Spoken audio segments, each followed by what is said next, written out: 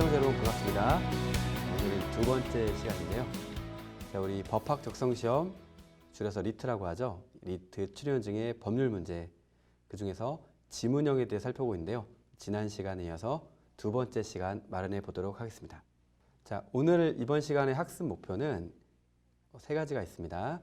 첫 번째는 지난 시간에도 여러 어려운 문제들이 있었지만 그것보다 약간 더 난도가 있는 문제들을 제가 선정했습니다. 그래서 다소 난도 있는 지문형 문제를 풀어봄으로써 지문형 문제가 이렇게 나오기도 하는구나, 그것을 알려드리고 싶어서 이 문제를 선택했습니다.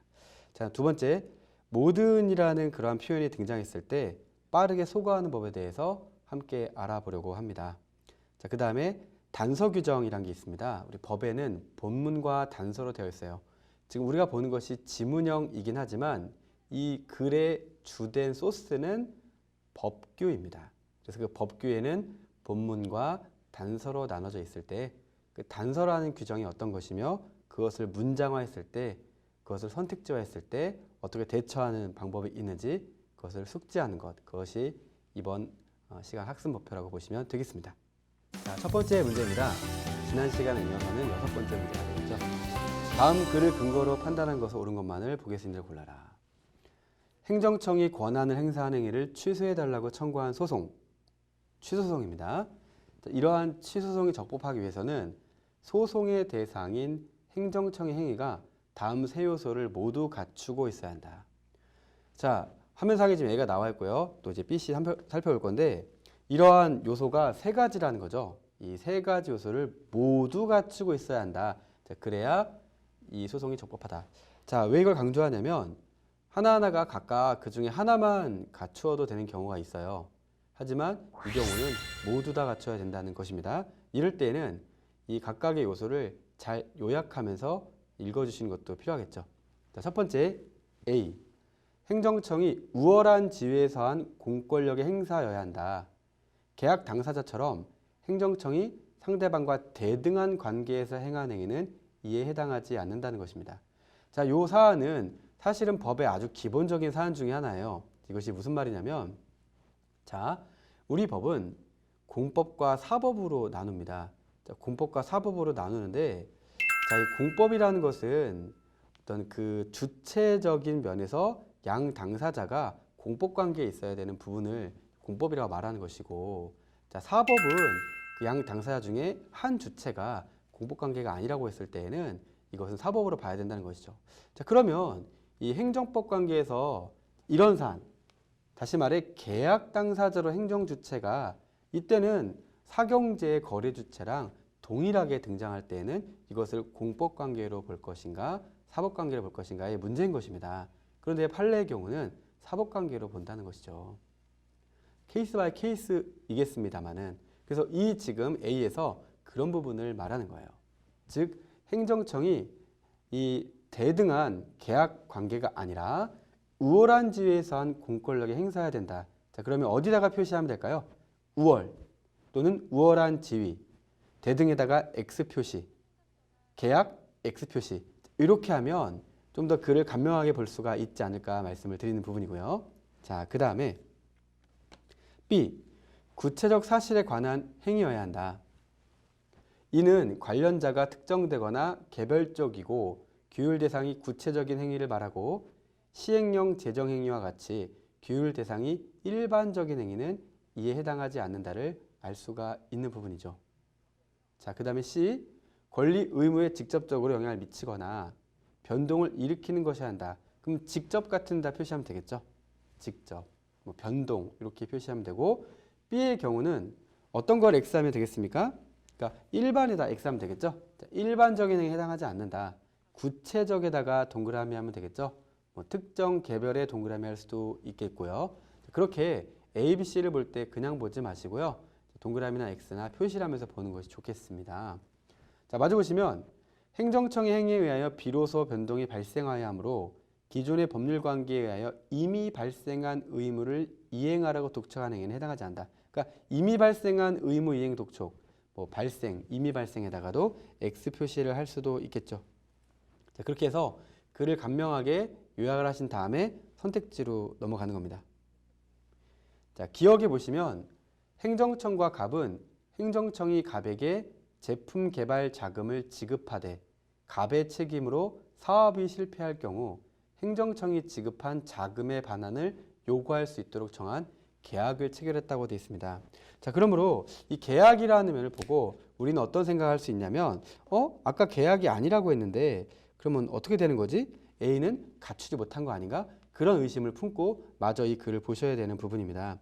결국 이 기억에서 말하는 이 계약이라는 체결에 있어서는 우리가 A에서 봤던 계약 당사자처럼 행정청이 상대방과 대등한 관계에서 행한 행위는 해당하지 않는다랑 이렇게 매칭을 시켜야 되겠죠. 자, 그래서 좀 길게 써져 있지만 마저 보시면 행정청은 이 계약에 따라 갑에게 개발 자금을 지급하였는데 갑의 책임으로 사업이 실패하자 지급한 개발 자금을 반환하라고 요구했다. 행정청의 개발 자금 반환 요구 행위는 일단 A에서 안 되겠구나. 그래서 A에다가 X표를 하시고 그렇기 때문에 A, B, C 모두를 갖췄다라고 하는 기억은 일단 틀린 것임을 우리가 알 수 있게 된다는 것입니다. 자, 그러면 기억이 틀렸기 때문에 1번과 3번과 5번을 다 소거할 수가 있게 돼서 실전이라고 한다면 2번과 4번에서요. 니은은 안 봐도 된다는 것이죠. 니은은 맞겠구나 하고 곧바로 디귿으로 넘어갈 필요가 있다는 거예요. 그래서 디귿을 보시면 S시장은 S시 소유의 X토지를 병에게 적법하게 임대해 주었고 그 후 임대차 계약에서 정한 사용료 산정 방식에 따라 X토지를 사용한 기간 동안의 토지 사용료를 납부하라고 병에게 통보했다. 시장이 병에게 한 X토지 사용료의 납부 통보는 A와 C를 갖추지 못했다라고 되어 있습니다. 자, A를 갖추지 못했다는 것은 방금 봤던 기억선지의 판단과 유사하겠죠. 자, 여기서는 지금 계약이라고 나와 있기 때문에 계약은 아니다라고 봤죠. 대등한 건 아니다. 행정청이 우월한 지위에서 한 공권력 행사해야 되는데 계약이라고 하고 있네? 아닌 거 아니야?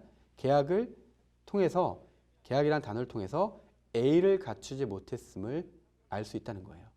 그럼 이제 C를 봐야 되는데 자, C는 뭐였습니까? C는 비로소 변동이 발생한 것이다 이렇게 나와 있는데 자, 이것은 또한 C는 보면 이미 발생한 의무를 이행하라 독촉하는 것은 해당하지 않는다 그랬죠. 자, 근데 바로 이 디귿이 바로 이미 발생한 의무를 이행하라고 독촉하는 그런 사안임을 알 수가 있게 되는 거예요. 그러니까 우리가 A, B, C를 볼 때 A에서 계약에 X했고 또는 행정청 우월지위에서 동그라미를 했습니다. 자, C의 경우는 비로소 변동 발생이 동그라미겠고요. 이미 발생한 의무 이행 독촉은 X라고 했죠. 근데 이 디귿은 이미 발생 사안이니까 X가 되는구나. 즉 C도 갖추지 못했구나를 알 수 있게 됩니다. 그래서 결국 A와 C를 갖추지 못했다라는 디귿이 맞게 됨으로써 정답은 니은과 디귿 다 있는 4번이 정답이 된다. 이런 것이겠죠. 그러니까 실전이라면 기억 지우고 디귿을 옳게 판단함으로써 정답을 4번으로 고르고 넘어가야 되는 겁니다. 하지만 자, 마저 니은을 보겠습니다.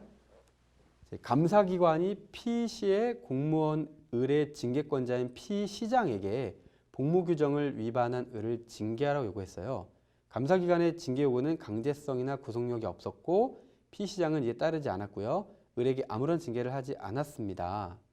을이 감사기관의 징계 요구에 대해서 취소 소송을 제기하는 것은 C를 갖추지 못했는가를 판단하는 부분이에요. 실전이라면 볼 필요는 없었겠지만 우리는 이 니은까지도 살펴보는 부분이겠습니다. 자, C라고 하는 것은 뭐였죠? 권리 의무에 직접적 영향을 미치거나 변동을 일으키는 것이 한다가 바로 이 C였습니다. 근데 지금 이걸 통해서 뭔가 비로소 변동이 발생하는 그런 내용임을 알 수가 있냐라는 것이죠. 지금 여기 나와 있는 이 감사기관의 징계가 있어도 인사권자인 시장이 징계를 해야 비로소 을에게 대한 징계로 인한 이런 것이 발생하는 겁니다. 그럼 우리 감사기관의 징계 요구는 아직 을의 권리 의무에 직접적 영향을 미치지 않은 행위입니다. 그러므로 C를 갖추지 못했다라고 판단해야 되는 것이겠죠. 그래서 글이 상당히 길게 되어 있기 때문에 우리는 긴 글의 포인트만 추려서 파악을 하고 선지의 정오 여부를 알아내는 것, 이것이 바로 이 법률 문제의 푼 요령 중에 하나가 될 수 있겠습니다. 이렇게 해서 정답을 4번으로 고르시면 되겠습니다. 자, 두 번째 문제입니다. 다음 글부터 취한 것으로 옳지 않은 것이죠. 이렇게 옳지 않은 것이 나왔을 때는 사실은 되게 좋은 면도 있어요. 왜 그러냐면 옳지 않은 것을 달리 생각하면 5개 선택지 중에서 4개가 옳은 것이기 때문입니다. 그 말은 5개 선지를 빠르게 보면서 오히려 이 글의 전반적인 내용을 파악할 수 있는 장점도 있기 때문인데 이 내용은 제가 간략하게 말씀드리고 여러분 직접 한번 해보세요. 다시 말하면 글을 다 읽고 나서 꼭 푸는 것은 아닐 수 있다는 것이고요. 또 많은 분들이 글을 보고 1번부터 순서대로 보기 때문에 상당히 중요한 실전적 기법 알려드리면 이 옳지 않은 것으로 나왔을 때는 정답이 대부분 4, 5번에 있다는 것입니다. 왜 그렇습니까? 여러분은 저도 설명을 그렇게 하겠지만 글을 다 보고 그쵸? 글이 뭐 대략 한 2-3개 문단으로 있지 않습니까? 글을 다 봐요. 그 다음에 선택지를 1번부터 보통 본단 말이에요. 1, 2, 3, 4, 5 1번 맞네 2번 맞네 3번 맞네 4번 안 맞는 것 같은데 혹시 모르니 5번까지 보자 5번 맞네 4번 이렇게 고르는 경우가 꽤 많습니다. 그럼 이렇게까지 했을 때 시간은 대략 3분 4분 정도 걸리기 때문에 출제위원회 입장에서는 목적한 바를 달성할 수 있게 되는 거예요. 그렇다면 우리는 이것을 역발상으로 4번 5번 위주로 먼저 보고 글로 올라가서 풀어볼까? 이것이 실전적 요령이에요. 그러나 저는 실전적 요령이 아니라 다소 정석적인 풀이로 이 시간 함께 풀어보도록 할 것입니다. 자, 글을 볼까요? 행정청이 허가를 내린 후에 허가의 효력을 상실시키기 위해서 그 허가를 취소하는 경우가 있다. 이러한 허가 취소는 두 유형으로 나눌 수 있다. 그래서 두 유형이 나오는 거예요. 첫 번째 유형 A부터 보고 그 다음 유형 B를 보게 될 겁니다. 자, 유형 A는 허가를 내릴 당시에는 허가를 받을 요건을 모두 갖추고 있어 허가가 내려진 겁니다. 자, 그 후에 의무를 위반하는 등으로 허가를 받은 자에게 책임이 있거나 공익을 위해 허가를 거둬들여야 하는 새로운 사정이 발생하여 행정청이 장래를 향해 허가의 효력을 소멸시키는 것이다. 자, 글이 길게 되어 있지만 간단하게 추리면 어떤 말이죠? 이미 허가를 받을 요건을 모두 갖추고 있었어요. 자, 모두가 나오면 항상 중시해서 봐야 돼요. 이미 제대로 된 거였어요. 제대로 된 거였는데 그 후에다가 표시하시면 돼요. 그 후에, 그 이후에, 그러니까 요건을 다 갖췄고 그 후에 의무를 위반하는 등으로 책임이 생겼거나 뭔가 새로운 사정이 발생한 거예요. 자, 마저 보시면 허가가 발령 당시에는 정당하게 내려진 허가이므로 행정청은 함부로 이 유형의 허가 취소할 수가 없겠죠. 법에 이러한 사정이 개별적으로 취소 사유로 규정되어 있어야 되겠죠. 허가를 받은 자에게 책임이 있어 내려지는 유형 A의 허가 취소는 제재적 의미를 갖습니다. 그래서 이 제재적 의미에다 표시하시면 되겠죠. 허가를 받은 자가 이미 받은 허가에 대한 신뢰를 보호해달라고 주장할 수가 없습니다. 공익을 위해 허가를 거둬들여야 하는 새로운 사정이 발생해서 내려지는 유형 A의 허가 취소에 대해서는 허가에 대한 신뢰를 보호해달라고 주장할 수가 있다. 자, 이렇게 되는 부분입니다. 요건이 조금 복잡하게 보이지만 자, 이 유형 A에 대해서 정리할 필요가 있고 그럼 달리 말하면 유형 B는 다른 내용이 있겠죠. 자, 유형 B는 어떠냐? 애초에 허가를 받을 요건을 구별하지 못하였다인 겁니다. 여기에서 A와 B가 정확하게 나눠지죠. 그러면 잠시 후 보게 될 1, 2, 3, 4, 5에 대해서도 이건 유형 A인가 B인가 이것을 살펴봐야 되는 그런 문제라는 것이에요. 자, 허가가 위법 또는 부당하게 내려진 것에 대하여 행정청이 이를 바로잡기 위해 허가 효력을 소급해서 소멸시키는 것이다. A랑 확 다르다는 걸 느낄 수 있어야 돼요. 자, 유형 B의 허가 취소는 법에 이를 할 수 있는 사유에 관한 규정이 없어도 이루어질 수 있다. 자, A는 규정이 있어야 되는 거였고 B는 규정이 없어도 된다. 이것도 명확히 구분점이 될 수가 있습니다. 또한 이 유형의 허가 취소는 허가를 받은 자가 스스로 위법 또는 부당한 방법으로 허가를 받았거나 허가가 위법 또는 부당하게 내려진 사실을 알 수 있었기 때문에 허가를 받은 자가 허가에 대한 신뢰를 보호해달라고 주장할 수 없다. 자, 그러면 신뢰 보호 주장할 수 있다 없다 해서도 확연히 갈리죠. 우린 크게 세 부분 나눌 수 있어요. 자, 먼저 허가받을 당시, 허가를 내릴 당시에는 요건을 갖추고 있었던 것이 A, 갖추지 못한 것이 B죠. 즉 위법 또는 부당하게 된 거예요. 자, 두 번째는 바로 이 규정이 있어야 되냐? A는 있어야만 된다. B는 없어도 된다. 자, 마지막으로 신뢰보호죠. 자, 신뢰보호인데 주장할 수 있는 것이 A였고 주장할 수 없는 것이 B였습니다. 제가 이 말씀을 잠시 왜 드리는 걸까요? 우리는 일반적으로 상당히 모범적으로 살아왔고 모범적으로 글 읽는 분들이 대부분이에요.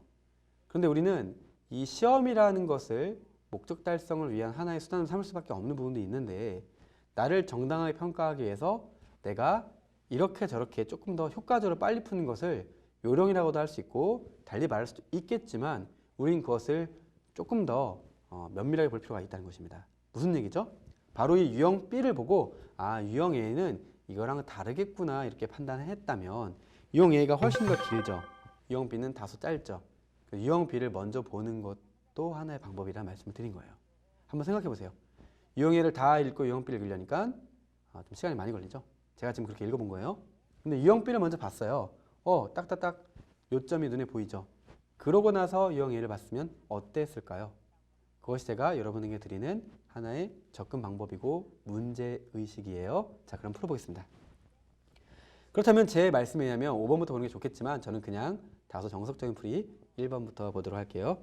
1번, 허가를 받은 자가 행정청의 정당한 약관 변경 명령을 이행하지 않아 행정청이 허가 취소를 하는 경우는 자, 끊어서 한번 생각해 볼까요? 허가를 받았죠. 허가를 이미 받았어요.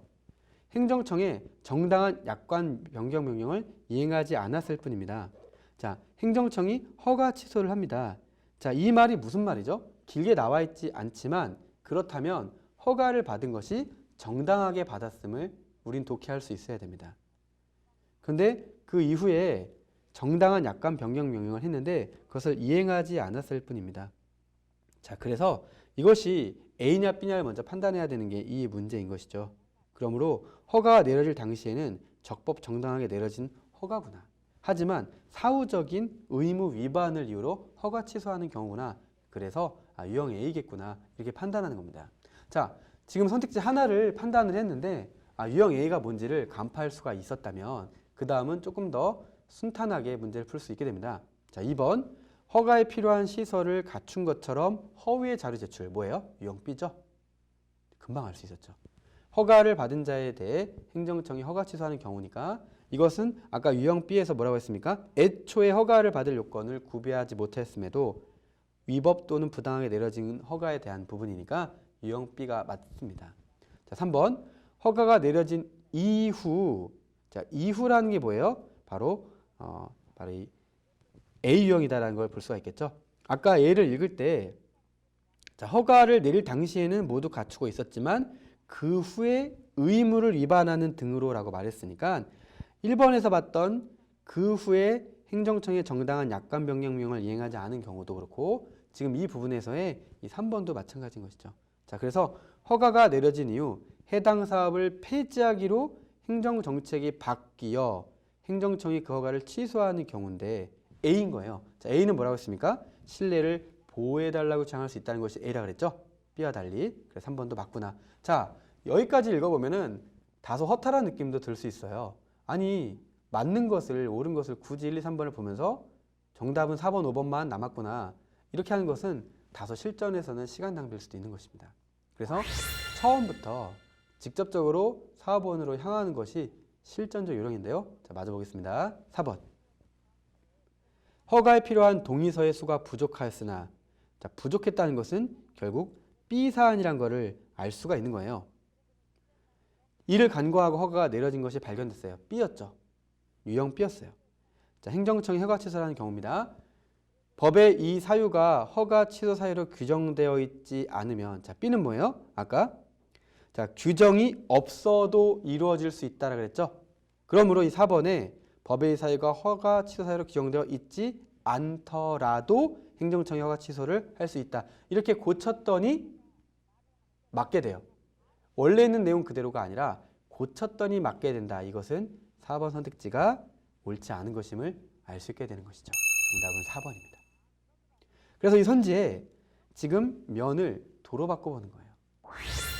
규정되어 있지 않으면 규정되어 있지 않아도 할 수 없다를 할 수 있다로 바꿔보는 거죠. 이것이 바로 이러한 추론 문제를 풀 때 상당히 효과적인 방법이에요.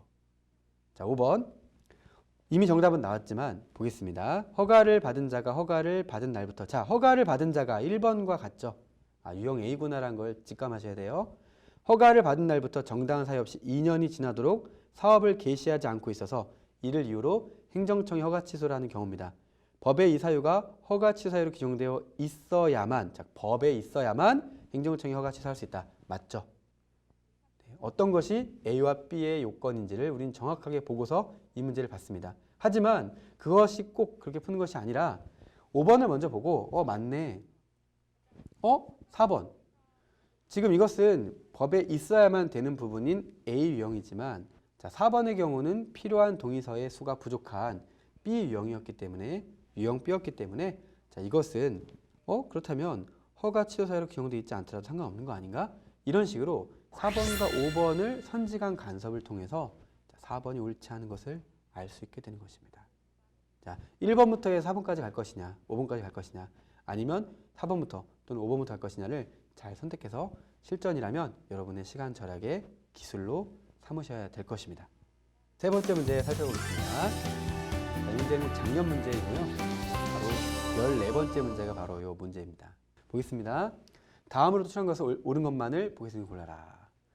X국의 보험약관법에는 다음과 같이 보험사의 손해배상 책임을 면제하는 약관 조항을 금지하는 규정이 있다 해서 두 가지가 나와 있는 거죠. 자, 다시 한번 잘 보시면 일단 보험약관과 관련된 법이고요. 자, 보험회사의 책임을 면제하는 거예요. 잠시 보험회사 입장에서 생각해 볼 필요가 있는 거고요. 하지만 보험회사의 책임이 면제되면 이 보험계약을 든 보험계약자의 입장에서는 억울할 수 있겠죠. 양 당사자 입장을 떠올릴 필요가 있습니다. 자, 첫 번째 규정. 보험사가 고의 또는 중대한 과실로 손해배상을 했지만 그러한 손해배상 책임을 면제하는 약관 조항은 과도하죠. 그런 것은 금지하자는 겁니다. 여기서 주의할 것은 자, 고의와 중대한 과실, 중과실인 거예요. 과실에는 크게 두 가지가 있죠. 중대한 과실과 중대하지 않은 과실, 즉 경과실이 있습니다. 일반적으로 그냥 과실이라고 말하면 이 두 가지를 포함해서 말하는 거지만 여기처럼 중대한 과실이라고 콕 집어서 말했을 때에는 중대한 과실은 이걸 면제하는 건 좀 심하지 않냐, 그래서 금지해야 된다, 이렇게 읽어야 되죠. 가변 과실, 중대하지 않은 경과실도 금지하는 것은 상관없다라는 반대 해석도 들어가 있을 수 있는 거예요. 자, 두 번째. 보험사나 보험계약자의 잘못이 아닌 제3자의 잘못으로 보험계약자에게 발생한 손해에 대한 보험사의 책임을 타당한 이유 없이가 중요하죠. 타당한 이유가 있어야 되겠죠. 타당한 이유 없이 면제하는 것도 금지된다. 그 사례가 이제 밑에 나오는 거예요. 이러한 손해를 제3자 대신 보험사가 배상하는 것이 보험계약의 핵심이기 때문인 거예요. 자, 이들 금지 규정에 위반되는 약관은 무효다 해서 전제를 깔고 그 다음으로 가야 됩니다. 자, 이 규정 1. 자, 규정 1이 뭐였냐면요. 보험사의 고의, 중대한 과실, 보험사의 고의 또는 중대한 과실로 인한 손해배상 책임을 면제한 약관 조항은 금지된다 했잖아요. 자, 그러한 이것과 관련해서 자, 기억. 보험사의 고의, 중대한 과실. 제가 미리 말씀을 드렸죠. 경과실. 경미한 과실 여하에 대한 아무런 언급이 없이 보험사의 모든 책임을 면제하는 내용의 약관 조항이 있다고 해보면 자, 이 조항은 경우에 따라 무효가 될 수도 있고 유효가 될 수도 있다. 이러한 약관 조항 전체를 무효로 보게 되면 다시 만들어야 하므로 무효인 경우를 제거하고 유효가 될 수 있는 경우에만 적용되도록 함으로써 약관 조항을 유지하는 것을 바로 약관의 효력 유지적 축소 해석이라고 한다. 자, 사실은 법을 좀 공부해 본 분들은 많이 들어본 말이에요. 약관규제법이 있습니다. 또는 보험법을 배우면 많이 듣는 부분이에요. 하지만 이 시험을 보는 대부분의 분들이 약관규제법이나 보험법을 수강했을 리가 없겠죠. 그럼 법을 전혀 보지 않았지만 이 문제를 풀 수 있게 내는 것이 바로 이 시험의 특징인 것인데 말이 어렵다고 너무 위축될 필요는 없다라고 말씀드리고 싶은 거예요. 약관의 효력을 유지하는 겁니다. 안 그러면 전체를 다 무효로 하면 다시 다 만들어야 되니까 상당히 버거울 수가 있지만 해당 부분을 고쳐 쓰는 거죠. 그것을 여기서는 효력 유지적 축소 해석이라고 하는 거예요. 그래서 그거는 뭐 고쳐 쓴다기보다도 제거하는 거예요. 그 부분을 제거하고 전체를 다 못 쓰는 것이 아니라 그걸 제거하고 남은 부분만 유효로 인정하는 것이 바로 효력 유지적 축소 해석이다. 이렇게 말하는 것입니다. 자, 그 다음에 이런 축소 해석의 방법을 규정 2와 관련되는 약관 조항에 적용해 보자 하면서 예시가 나와 있어요. 자, 항상 이 예시에 주의할 필요가 있다는 것을 강조해 드리고 싶어요. 자, 보겠습니다. 예를 들어 무면허 운전은 누가 운전을 하더라도 보험사는 아무런 책임이 없습니다라는 약관 조항이 있어요. 이게 왜 무효가 될 수 있을까요? 자, 무면허 차량 절도범을 상정하는 거예요. 사고를 냈다면 자, 이것은 아까 우리가 봤었던 무엇입니까? 바로 타당한 이유라는 거예요. 왜 타당한 이유일까요? 아니, 절도범을 막을 수는 없다는 거예요. 근데 하필 그 절도범이 또 무면허였어요. 자, 이럴 때 사고를 냈다면 차량 주인 입장에서는 보험 계약자인 나는 지배와 관리가 불가능했다. 내가 소홀하게 한 것이 아니라 이것은 지배 관리가 불가능한 사안 아닙니까? 라고 항변할 수가 있겠죠. 보험회사의 책임을 면제하는 것은 타당한 이유가 없다. 자, 아까 뭐라 그랬죠? 이러한 손해를 제3자 대신에 보험사가 배상하는 것이 보험계약의 책임이기 때문이다 했기 때문이에요. 자, 거기에 맞춰서 본다면 정말 보험사의 책임을 면제하는 것은 타당한 이유가 없다고 우리는 동의할 수가 있게 됩니다. 그 다음에 하지만 다른 경우죠. 차량 주인의 자녀가 아이가 운전 키를 소홀히 관리한 바람에 키를 들고 아빠 참 몰아봐야 되겠다 해서 초등학생이나 중학생이 몰았다고 가정했을 때 또는 고등학생이 몰았다고 가정했을 때 자, 운전면허 없이 운전하다 사고를 냈다면 이것은 보험 계약자의 지배와 관리가 가능했죠. 이 두 사안이 다른 거예요. 차량 절도범 무면허 거기는 관리가 불가능한 경우였고 이 주인의 자녀인 경우는 관리가 가능한 경우였으므로 보험사의 책임을 면제하는 것이 약관익을 유지하는 축소 해석이다. 이렇게 해서 갈 수가 있다는 부분입니다. 다소 글이 어렵게 느껴질 수 있는 부분인데 자, 우리 문제를 통해서 오히려 글을 거꾸로 이해하는 그런 것을 도모해 보려고 합니다. 자, 기억인데요. 자, 동그라미 기억에 대해서 효력을 유지하면서 축소 해석을 하면 자, 보험사의 경미한 과실로 인한 손해배상 책임은 면제될 것이다. 이렇게 나와 있습니다. 자, 이 말이 무슨 말일까요? 자, 지금 이 동그라미 기억은 세 가지가 분류돼서 나와 있었어요. 고의와 중대한 과실과 경미한 과실 여하에 대한 아무런 언급이 없이라고 나와 있었습니다. 즉, 이 기억에서 무효가 되는 부분은 경미한 과실을 제외한 바로 이 고의 또는 중대한 과실로 인한 그 부분이겠죠. 아니, 어떻게 고의로 또 중대한 과실로 했을 때 책임을 배제하냐? 그것은 무효다라고 충분히 말할 수가 있다는 것이죠. 자, 그래서 이것은 무효가 되는 부분입니다. 자, 그래서 자, 어려운 말이지만 바로 이 약관의 효력 유지적 축소 해석을 한다면 어떻게 될까요? 경미한 과실로 인한 손해배상 책임은 면제한다는 그런 해석을 통해서 유지할 수가 있겠죠. 그것이 바로 기억인 거예요. 아, 기억을 읽어보니까 아, 경미한 과실로 인한 손해배상 책임은 면제된다는 그런 판단이 가능하겠구나. 오히려 기억 선지를 읽어보니까요. 동그라미 기억과 그리고 또 이 양괄호 1번의 규정에 대한 이해를 더 도모하게 되는 것은 사실입니다. 그리고 기억이 맞게 됩니다. 자, 그 다음 니은 보겠습니다. 자, 동그라미 디귿의 경우 니은이 보험사의 책임을 면제한다면 니은은 보험약관법에 위반될 것이다 라고 나와 있는데요. 자, 이 동그라미 디귿은 바로 무면허 차량 절도범 사안이었죠. 자, 그때 보험계약자의 지배와 관리가 불가능한 경우예요. 그 경우를 먼저 떠올리시고 그 다음에 니은이 즉 무면허 운전은 누가 운전을 하더라도 라는 것은 너무 가혹하죠. 자, 이 경우에 이 바로 디귿의 사안, 동그라미 디귿의 사안, 즉 무면허 차량 절도범의 사안을 포섭하게 되면 그렇죠? 자, 그러면 니은이 보험사 책임을 면제한다면 어떻게 됩니까? 위반되겠죠. 이건 위반됩니다. 무슨 얘기입니까? 지배와 관리가 불가능한 경우에 보험사의 책임을 면제하는 것은 타당한 이유가 없어요. 그래서 자, 양괄호 2번을 봤을 때 자, 그것은 안 된다는 것을 알 수 있죠. 타당한 이유가 없습니다. 그럴 때 면제하는 약관 조항은 금지된다고 말씀을 드렸기 때문이에요. 타당한 이유가 중요한 거예요. 타당한 이유, 지배와 관리가 불가능한 경우. 하지만 지배와 관리가 가능했던 차량 주인의 자녀의 경우야 보험사의 책임이 면제되겠죠. 그럼 우리 상식에도 반하지 않는 거잖아요. 그런데 어떻습니까? 타당한 이유 없이 무면허 차량 절도범이 문제라는 것도 보험사의 책임을 면제한다는 것은 무효다라는 것도 충분히 이해가 가능하실 거라 봅니다. 자, 여기까지 보게 되면 자, 기억과 니은이 맞기 때문에 정답은 3번과 5번이 되겠죠. 디귿을 마저 봐야 되는 문제였어요. 디귿, 약관조항 전체를 무효로 하는 경우에 비하여 약관조항의 효력을 유지하는 방향으로 축소해서 한다는 것이 도대체 무슨 말이냐. 자, 보험사로 하여금 규정 1, 규정 2에 부합하는 약관조항을 만들게 하는 요인이 강해지겠냐 약해지겠냐. 당연히 약해지겠죠. 보험사는 뭐 이렇게 효력 유적 축소 해석을 하게 되면은 대충 규정을 만들어도 웬만하면은 이 효력 유적 축소 해석 때문에 약관 그냥 쓸 수 있습니다. 굳이 약관을 잘 만들거나 개정하려고 하는 유인은 사라질 수밖에 없겠죠. 그것이 바로 이 디귿이에요. 디귿을 다시 읽어보면은 아, 그 말이구나. 1, 2에 부합하는 약관 조항을 만들어야 되는데 그렇게 하겠다는 유인은 강해지기보다는 약해질 수밖에 없지 않을까요? 그래서 디귿이 맞고 정답이 5번이 되는 문제입니다. 자, 이렇게 해서 이 밑줄이 기억과 니은과 디귿이 있습니다.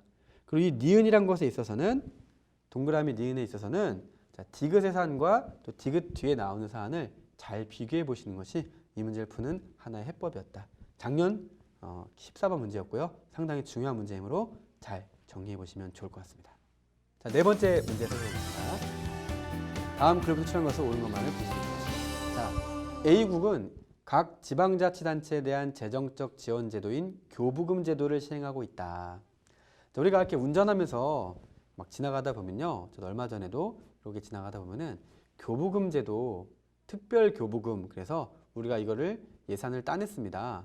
이렇게 쓰겠습니다를 막 플래카드를 설치해서 뭐 무슨 의원, 뭐 구청장 이렇게 막 어필하는 거를 본 적이 많이 있을 겁니다. 저도 많이 봤어요. 그게 바로 교부금이에요. 무슨 말씀이죠? 교부금 제도라는 것을 알고 있으면 이 글을 좀 더 친숙하게 이해할 수도 있을 거라는 거예요. 하지만 역시나 뭐 굳이 모르셔도 상관은 없는데요. 자, 교부금 제도를 소재로 한 문제입니다. 각 지자체, 줄여서 지자체라고 하는데 제가 지자체 읽을게요. 수입은 국가로부터의 교부금과 지자체의 자체 수익금으로 구성이 되는 거예요. 자, 교부금, 자체 수익금이에요. 교부금은 지자체가 아니라 뭐 중앙정부의 개념이죠. 그래서 국가로부터 오는 거예요. 각 지자체가 아니라. 근데 지자체 그 내부에 자체 수익금도 있는데 그 두 가지로 전체 수입이 구성되는 것도 우리 상식적인 내용이에요. 자, 국가는 지자체가 제출한 자체 수입 예상액, 지출 예상액을 고려하여 국가가 판단한 총 지출 규모를 수립한 후 필요한 교부금을 지급하는 것이 맞겠죠. 자, A국은 아래의 교부금 중 하나를 선택하여 모든 지자체에 지급할 수 있다. 이런 내용이겠죠. 자, 그래서 자, 세 가지의 교부금이 나와 있습니다. 첫 번째 동액, 두 번째 동률, 세 번째 보통입니다. 자, 동액이 뭔지를 한번 그 문자적으로 이 용어를 잘 생각해 보세요. 동일한 금액이죠. 동액이에요. 동률, 동일한 비율이죠. 자, 보통 그 말들이 의미하는 바가 분명히 있다는 거예요. 자, 읽어보겠습니다. 동액, 모든 지자체에 대해 획일적으로 동일한 금액이 지급되는 교부금. 자, 동률, 각 지자체의 자체 수익금에 비례하는 금액이 지급되는 교부금. 자, 잠시만요. 그러면 이 각 지자체의 자체 수익금인데요. 가령 예를 들면 뭐 서울이나 서울 중에도 서초구, 강남구는 예산이 다소 많은 구에 속할 수 있는 건 우리가 이미 알고 있습니다. 예산이 다소 적은 구도 있을 수 있어요. 그러면 조금 불합리하다는 느낌도 들죠. 안 그래도 자체 수익금이 많은데 이 동률 교부금에 의하면은 이게 커지면은 비례되니까 뭐 더 부익부 빈익빈도 있을 수 있어요. 지자체가. 아무튼 그것이 동률 교부금이죠. 자, 보통 각 지자체의 자체 수익금이 국가가 수립한 총 지출 규모를 충당하지 못하는 경우에 국가가 그 부족분 만큼 지급하는 교부금. 자, 다만 하고 나왔는데요. 자, 이 다만이 뭐냐? 이것이 바로 단서 규정이에요. 다만 자체 수익금이 풍부하여 재정 부족분이 발생하지 않는 단체가 있을 때는 이 보통 교부금은 지급하지 않겠죠. 그러니까 풍족한 지자체는 주지 않겠다. 교부하지 않는다. 불교부 단체다. 여기까지 읽어보시고 이제 선택지로 가면 됩니다. 자, 그러면 이 기억을 먼저 보시겠는데요. A국이 보통 교부금을 지급한다고 했어요. 자, 불교부 단체, 그러니까 풍족한 지자체예요. 를 제외한 모든 지방자치단체는 자체 수익금 증대를 위한 최대 재정적 노력을 기울일 것이다. 자, 우리가 여기서 조금 좀 자기적인 내용을 읽을 수 있어야 됩니다. 두 가지예요. 하나는 자, 모든, 또 하나는 최대라는 겁니다. 그런데 이 보통교부금이라는 것이 뭐였죠? 바로 부족한 만큼 채워주는 거거든요. 부족한 만큼. 그러면은 노력을 기울일까요? 기울이지 않을까요? 자, 흡사 우리가 방금 전에 봤던 이 8번 문제에서 이 보험약관에 관련해서 어떤 게 있었냐면 보험사로 하여금 유인이 약해질 것이다 이런 말이 있었어요. 자, 이 8번 문제와 9번 문제를 제가 연결해서 지금 설명드린 이유가 의도가 있어요. 상당히 유사한 그런 의도가 있는 선택지이기 때문입니다. 자, 무슨 얘기입니까? 자, 최대의 재정적 노력을 기울일 유인이 사라지겠죠. 특히나 최대라고 한 말은 더 상충하는 것을 느낄 수 있어야 됩니다. 그러니까 부족해도 그만큼 채워주는 게 보통 교부금이니까 자, 보통 교부금을 지급한다고 했을 때는 분명히 최대의 재정적 노력은 기울이지 않을 거예요. 게다가 모든이란 말도 걸립니다. 자, 그래서 기억은 틀린 것입니다. 자, 기억이 틀리면 1번, 3번, 5번은 정답이 아니고 디귿은 볼 필요 없고 니은만 보면 되는 그런 문제로도 실전적 요령을 발휘할 수 있으면 좋겠죠. 자, 마저 보도록 하겠습니다. 자, 니은 국가가 수립한 각 지자체의 총 지출 규모가 동일한 상황을 상정했어요. 재정 부족분이 많이 발생하는 지자체가 갑이고요. 상대적으로 적게 발생하는 지자체가 을입니다. 그러니까 떠올리시면 좋아요. 재정 부족분이 많이 발생하는 변두리 지자체, 재정 부족분이 상대적으로 적게 발생하는 조금 더 풍족한 지자체를 떠올려 보세요. 갑과 을을. 그 상태에서 보통 교부금을 지급받을 때에는 갑이 을에 비해, 동률 교부금을 지급받을 때는 을이 갑에 비해 언제나 많이 받는다. 자, 요거를 지금 나눠서 볼 필요가 있죠. 나눠서 보면 별거 아닌 것도 알 수 있어요. 자, 일단 동률 교부금부터 볼까요? 동률 교부금은 뭐라고 했습니까? 자, 이 자체 수익금에 비례한다고 했어요. 그러면 지금 갑과 을 중에서 재정 부족분이 상대적으로 적게 발생하는 지자체인 을이 이러한 자체 수익금이 더 많겠죠. 그러니까 동률 교부금의 경우는 비례하는 거니까 을이 더 많이 받을 수밖에 없는 겁니다. 자, 그 다음에 보통 교부금은 뭐라 그랬어요? 제가 방금 기억할 때 풀었지만 재정 부족분만큼 지급하니까 거꾸로 당연히 갑이 을에 비해서 많이 받을 수밖에 없는 거 아닙니까? 그래서 길게 되어 있다고 헷갈릴 필요는 없고요. 다만 판단을 두 개를 나눠서 해야 되는 것뿐이고요. 니은은 옳은 선택지가 되는 것입니다. 자, 그러므로 자, 정답은 4번이 되는 것을 이쯤에서 알 수가 있습니다. 자, 디귿을 맞아 보겠습니다. 국가가 수립한 각 지자체의 총 지출 규모가 같고 각 지자체의 자체 수익 금액이 같다면 이것은 뭔가 세팅된 조건이 다 같아요. 자, 그렇다면 어떠한 교부금, 즉 자, 동액에 의해도 동액은 원래 같아요. 모든 획일적이니까 그건 따질 필요가 없고 동률 교부금은 자, 자체 수익 금액이 같으니까 당연히 그 비례도 같겠죠. 자, 그리고 부족분도 같을 수밖에 없을 거예요. 그러니까 어떠한 교부금에 의하더라도 즉 동액은 생각할 필요도 없고요. 동률, 보통의 경우라고 하더라도 자, 그 교부금의 액수는 동일할 수밖에 없습니다.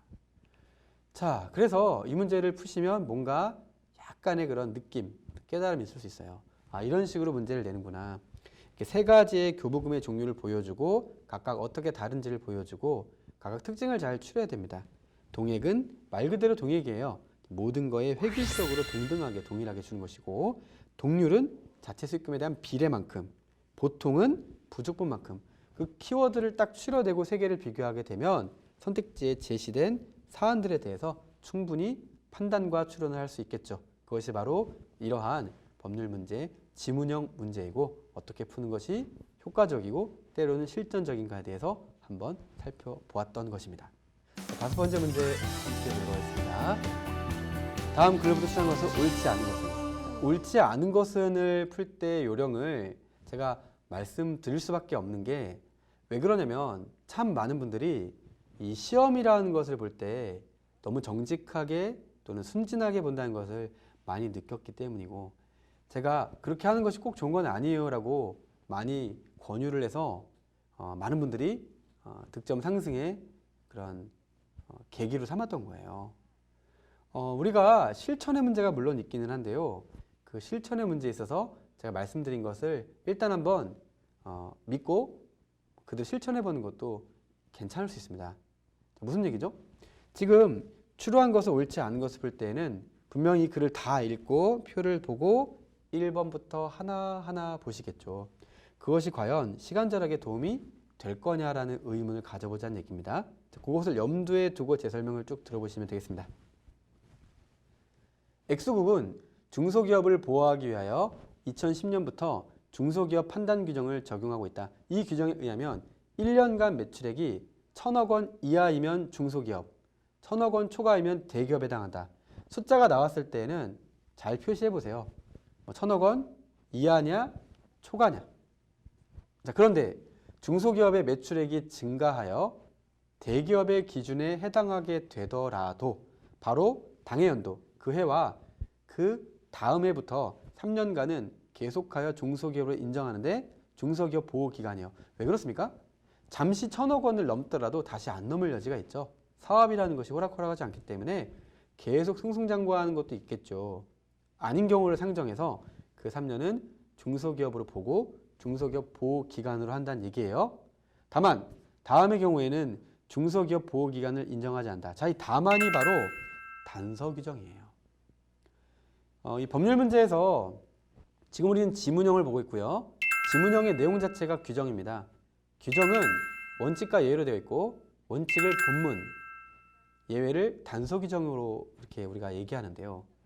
다만, 단, 뭐뭐에도 불구하고, 그러나, 하지만 등이 단서 규정의 요건을 갖추는 것이겠죠. 아, 여기서 정답을 냈겠구나라는 거예요. 자, 첫 번째 단서 규정, 중소기업 보호기간 중인 기업 포함. 이것이 아닌 기업과 합병입니다. 중요한 건 합병이라는 단어였고요. 두 번째는 중소기업 보호기간을 적용받았던 기업이 매출액 감소로 원래 의미의 중소기업이 되었어요. 또다시 매출액 증가로 다시 중소기업에 해당하지 않게 된 경우인데 이럴 때는 보호기한을 인정하지 않는다라는 단서 규정이 있다. 이렇게 이해를 하시고 액면 그대로 보시면 돼요. 자, 그런데 이 단서 1과 단서 2 중에서 잠시 생각해 보세요. 뭐가 더 중요하죠? 뭔가가 제한되었을 때, 뭐가 제시되었을 때는 여러분이 순서대로 읽을 것인데요. 사실 거의 대부분의 경우에서 이 단서 규정 2가 중요한 거예요. 그래서 1과 2에 헷갈리지 마시고요. 2를 딱 보고 아, 매출액 감소로 원래 의미의 중소기업이 되었다가 다시 해당하지 않게 된 경우가 뭐지? 하고 살펴보시면 자, 표가 있죠. 기업별 매출액은 다음과 같다라고 나와 있는데 자, 이 부분에 있어서 자, 쭉 보시면 A, B, C, D와 갑을병이 나와 있습니다. 자, 여기서 그치지 마시고 1, 2, 3, 4를 봐야 돼요. 자, 그러면 A, B, C, D가 있고 우리는 판단함에 있어서 아, 그러면은 이 A, B, C, D, E가 무엇을 한 경우가 나와 있구나. 자, 그 다음 다시 가봅니다. 자, 저는 단서 규정 2개 중에 두 번째가 중요할 거다 이렇게 얘기를 했고 정말 그러한지 살펴보자는 얘기인데요. 자, A, B, C, D를 쭉 훑어보세요. 근데 눈에 반드시 딱 띄는 게 있습니다. 자, 뭐냐면 바로 D입니다.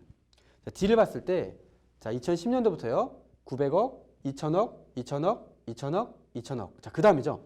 갑자기 900억을 내려갔다가 다시 2000억이 됐습니다. 자, 이것이 무슨 얘기죠? 자, 우리가 방금 전에 얘기했던 중소기업 기간을 적용받았던 기업이 매출액 감소로 900억이 됐죠. 원래 의미의 중소기업이 되었다가 다시 2016년에 2000억으로 돌아갔어요. 매출액 증가로 다시 중소기업에 해당하지 않게 된 경우입니다. 그렇기 때문에 지금 이 단서 규정 두 번째랑 정확하게 매칭이 될 수 있었고, 자, 그것이 바로 이 내용이었던 거예요. 자, 그러면 D가 그 경우에 해당하는구나. 자, 그럼 선택지로 다시 가봅니다. 자, 4번. 2015년 D가 어떤 중소기업을 합병한 경우에 2016년 기준 D는 중소기업이냐? 자, 아니죠. 자, 왜 아니죠? 방금 전에 그 규정에 딱 적용이 되기 때문에 중소기업 보호기간이 적용되지 않습니다. 그래서 2016년 기준의 D는 중소기업이 아니라 대기업이 된다는 이런 내용을 우리가 확인할 수가 있다는 것이죠. 자, 그런 내용입니다. 자, 나머지 1, 2, 3, 5번을 제가 보지는 않겠습니다.